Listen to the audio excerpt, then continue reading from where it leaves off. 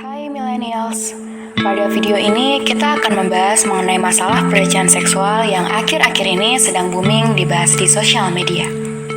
Ya, pelecehan seksual, sebuah tindakan maupun perilaku yang berorientasi atau mengarah kepada hal-hal yang berkonotasi seksual. Bisa berupa perkataan yang bersifat vulgar, tindakan menggoda, atau isyarat-isyarat tertentu yang mengarah pada kegiatan seksual yang tidak diinginkan. Kasus pelecehan seksual ini sudah sangat sering terjadi, khususnya kepada kaum perempuan.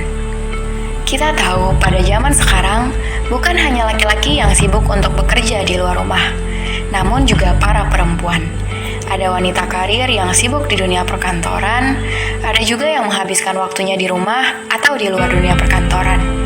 Di sisi lain, juga ada perempuan yang sedang memperjuangkan akademiknya di bangku sekolah atau universitas agar dapat menciptakan kehidupan yang baik di masa depan. Dalam menjalankan rutinitas mereka tersebut, tentunya banyak masalah yang hadir. Salah satunya adalah masalah pelecehan seksual atau berujung dengan kekerasan seksual yang dilakukan oleh beberapa oknum.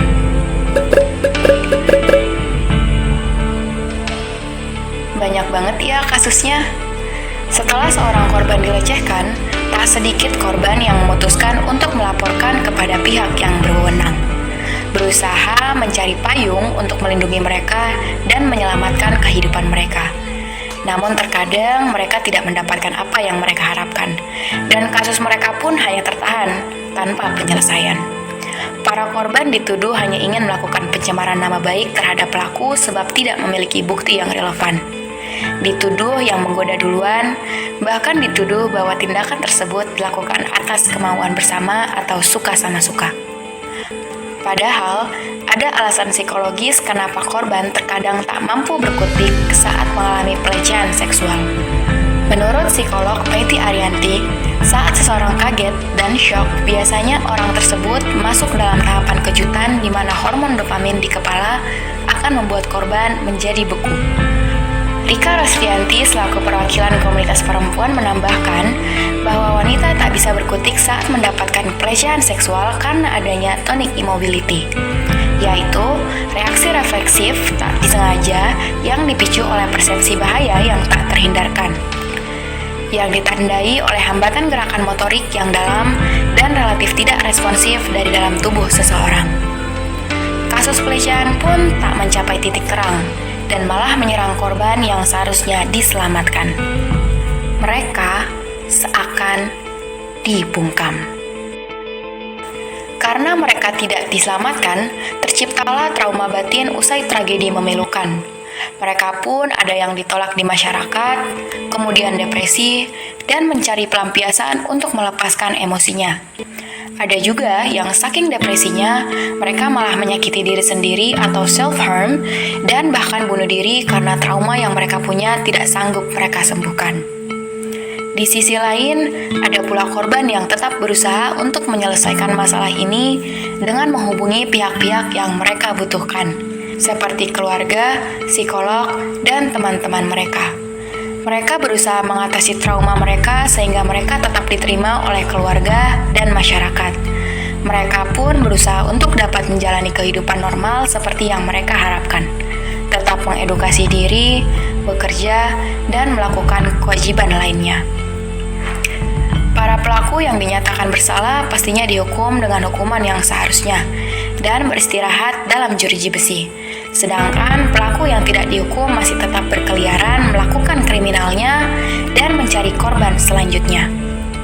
Keadilan yang seharusnya diterapkan malah dibungkam dan menciptakan kesengsaraan. Manusia pun hidup dalam ketidaknyamanan. Penyebabnya karena minim rasa kemanusiaan. Korban yang seharusnya mendapatkan perlindungan malah tidak terselamatkan. Lalu, bagaimana solusinya? Ada 6 cara mengatasi pelecehan seksual. 1. Ditegur. Saat sebuah pelecehan terjadi, pelaku dapat langsung ditegur baik oleh korban ataupun saksi mata yang menyaksikan aksi pelaku. Ini adalah sebuah cara yang sangat ampuh, namun cukup beresiko dan membutuhkan keberanian yang tinggi.